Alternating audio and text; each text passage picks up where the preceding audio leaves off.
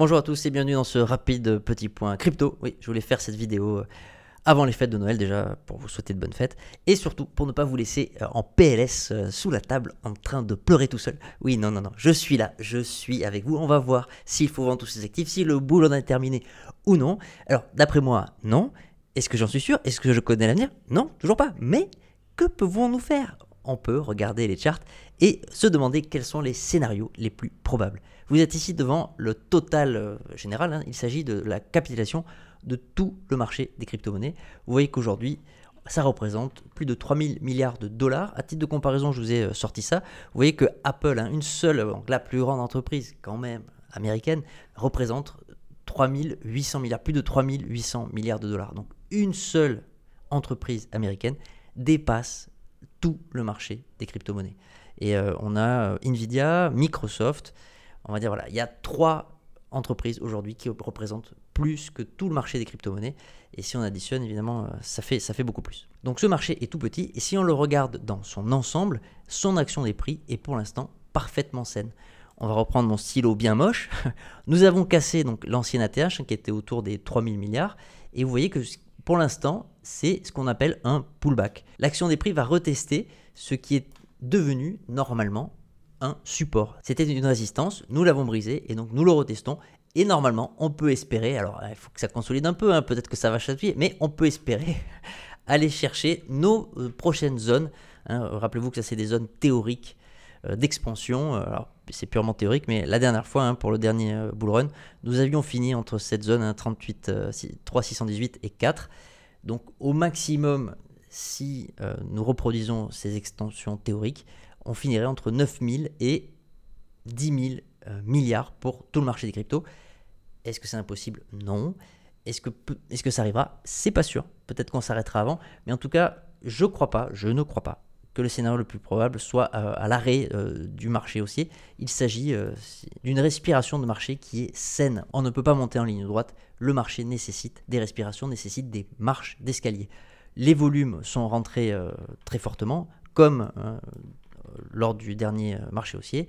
Le RSI, le rapport de force, je suis en hebdomadaire, est toujours dominé par les acheteurs et il n'y a pas encore eu de divergence. On a poussé, on est allé en zone de surachat, alors on en est sorti, mais pour l'instant ça signe donc une consolidation avant une future expansion. D'autant plus que si on regarde les autres totaux, là vous êtes sur le total 2, c'est toutes les cryptos à l'exception de Bitcoin, vous voyez que nous n'avons même pas cassé le plus haut précédemment. C'est d'ailleurs malheureusement à cause du retard d'Ether. Nous irons voir la charte Ether face au dollar juste après. Vous voyez que l'action des prix est tout à fait saine et qu'après une petite consolidation, il y a de très grandes chances que nous repartions au nord. Vous voyez, c'est magnifique trait noir avec un RSI qui fera donc de même, avec de plus haut, de plus en plus haut, voilà, jusqu'à ce que ça se crache. Ici, le total 3, toutes les cryptos à l'exception de Bitcoin et d'Ethereum, et on voit que quand on retire Ethereum, la performance est supérieure. Là, on est allé retester, on a fait un tout petit plus haut, si on zoome, voilà, on est allé mécher, mais on a été repoussé par ce qui est toujours une résistance et qu'il nous faudra donc aller retester, peut-être consolider un peu avant de casser, peut-être retester et peut-être s'envoler. Je suis persuadé que nous retrouverons notre altcoin saison, même si vous voyez, on a fait une brève incursion dans la zone de surshort pour les alts et on est reparti direct. Donc c'est pas encore le moment de la grande altcoin saison. On peut également le voir, je vous avais partagé déjà ce graphique, les volumes magnifiques, une accélération, là c'était lors du dernier bull run 2020-2021, vous voyez, on avait fait quasiment que de la ligne droite avec une petite temporisation en mars, beaucoup de volume. Ici c'était pareil, beaucoup de volume, mais un petit cran d'arrêt, il y a eu quand même beaucoup de ventes aussi, et avec le RSI qui est également repassé du côté des vendeurs. Donc le bull run ne se répète pas, ça rime mais ça ne répète pas. Je crois quand même que les alts finiront par surperformer Bitcoin et que nous ressortirons à nouveau de ce canal descendant. Si ce n'est pas le cas, on va voir le prix, peut-être aller retester le plus bas.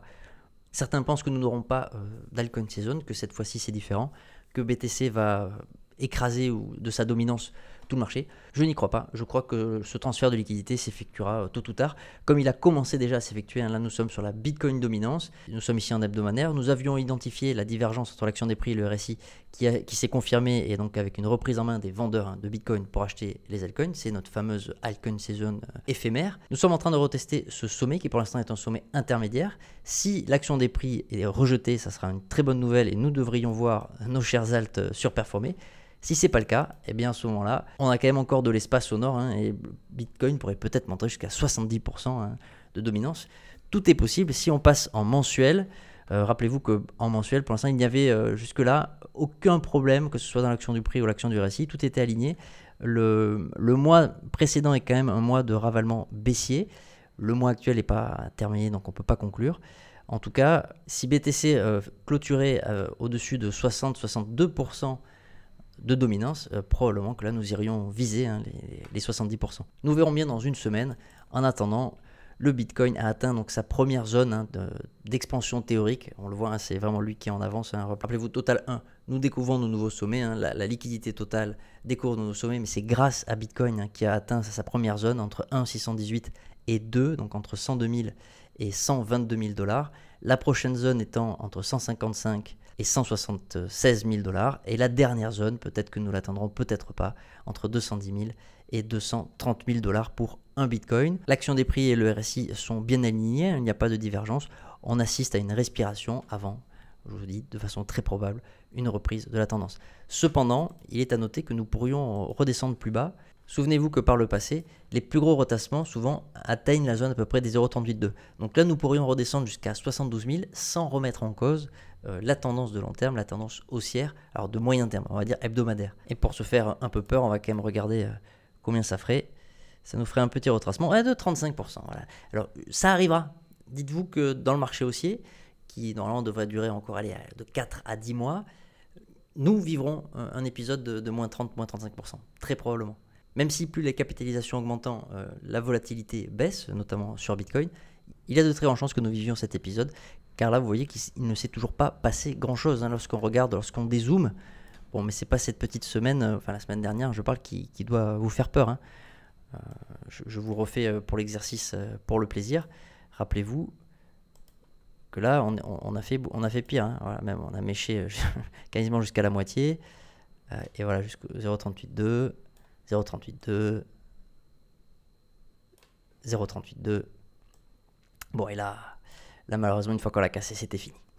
ETH face au dollar, comme je vous l'ai dit, qui est vraiment moins en forme. On est repassé du côté des vendeurs. Alors, à noter que j'ai positionné la zone d'équilibre très haut. Normalement, la zone, c'est 50. Mais à 50, il y a beaucoup de faux signaux. Donc là, nous avions eu un beau signal. Malheureusement, on a un contre-signal. Alors, qui ne va pas ou n'est pas confirmé par l'action des prix. Là, pour l'instant, nous avons réintégré ce grand range entre 4000 et 2800. Après la réintégration, on allait tester directement le haut. Nous pourrions revenir tester autour des 2008-2009 le bas de range avant très probablement d'aller retester à nouveau puis casser ces hauts pour faire de nouveau plus haut. Je suis convaincu que TH fera de nouveau plus haut, mais je suis peut-être biaisé. Donc rappelez-vous qu'il est important que vous fassiez vos propres décisions, vos propres choix. Pour s'amuser, on peut commencer à visualiser une magnifique épaule, tête et épaule en formation qui pourrait faire que on prend cette distance et on la reporte à la cassure, et vous voyez, c'est magnifique, c'est magique. 8360 $, donc sera donc peut-être le top d'Ethereum pour la sortie de cette figure. Comme toujours, il nous faut intégrer les scénarios inverses. Donc si malheureusement Ethereum venait à s'écrouler, à ne pas confirmer à la hausse, un premier signal alarmant serait donc pas d'aller tester, mais de clôturer à nouveau en dehors du range pour le retester et repartir. Alors là, on ne sait pas où on s'arrête. ETH BTC pour finir, nous avions vu donc la divergence qui avait à nouveau fait un rebond. Nous venons retester les plus bas. Bon, le RSI est quand même pas trop mal orienté. Si la relative reprise de force d'ETH face à BTC tient, nous devrions donc maintenir ces plus bas, aller retester une nouvelle fois la résistance des 0,040 BTC pour un Ethereum, pour enfin la briser et pouvoir aller retester les nombreuses résistances qui sont au-dessus de nous. Donc même si Ether et les alts font pas le figure par rapport au Bitcoin, je crois qu'il ne s'agit là que d'un simple retard et que les liquidités finiront à nouveau par se transférer et que les choses se répéteront comme elles ont tendance à le faire. Donc ne désespérez pas, rappelez-vous que c'est un marathon, il nous reste encore de nombreux mois, ne vous laissez pas balloter par la volatilité, coupez les écrans, profitez de vos familles. Je vous souhaite de merveilleuses fêtes. N'oubliez pas de claquer le pouce, de vous abonner si ce n'est pas déjà fait. À très vite.